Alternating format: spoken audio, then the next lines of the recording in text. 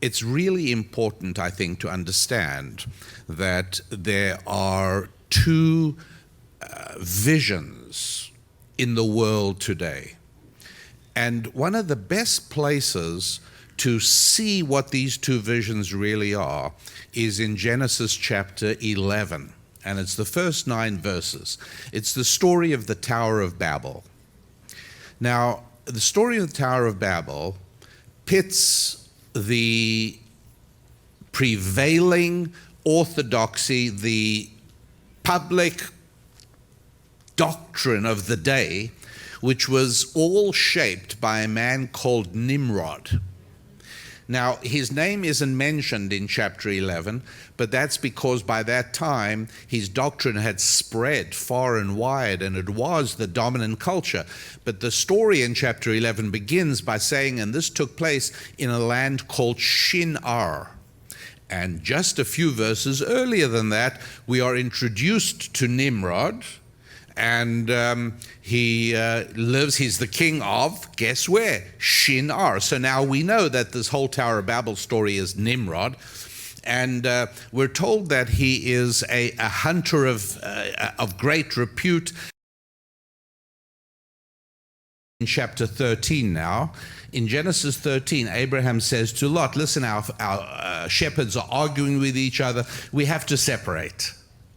And so you go left, I'll go right, you go right, I'll go left, you choose. Lot lifts his eyes, looks at the valley of the Jordan, he looks at the city of Sodom, he says, I'm going to go there. And the next verse, and my English translation actually says, and Lot journeyed to the east.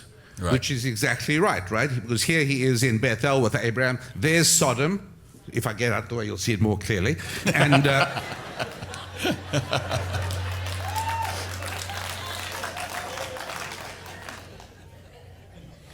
am I going to have to do remedial geography with this crowd? Okay, so, and there he journeys to the east, right?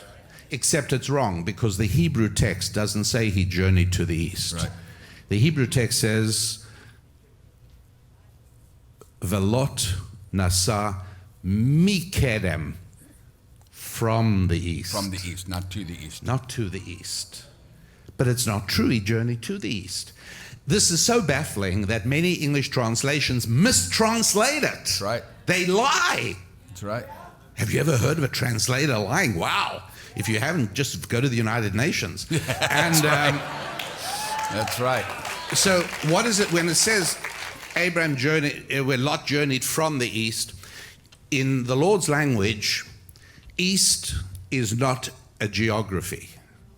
East means the origin, the beginning. Right. The early, the origin. And it's only called the east because that's the origin of the day. That's where the sun rises. But the word kedem actually means the origin. And so I tell you all of this because you've got to understand that intrinsic to the Nimrod approach is a journey away from the east.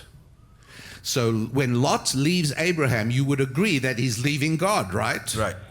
And he's going to Sodom. That's for sure leaving God. And so in chapter 13, Abraham says, you choose wherever you want to go. Lot chooses the valley of the Jordan and travels to the east. But the text says he journeyed away from Kedem, because Kedem means God, the origin, the source of everything. Going away. Therefore, going back to chapter 11 now, Tower of Babel, and they journeyed from the east. That's how the story begins. It's not a geography thing. It's not a geography. Who cares if they came from the north or the south or the east? It's irrelevant. They journeyed away from God. Then you got to know the Nimrod approach is a elimination. It's a journey away from God. The Abram approach is a journey to God. And every single political struggle since then has been a struggle between Abraham and Nimrod. It's on a spectrum. Not everybody is Abraham, not everybody is Nimrod.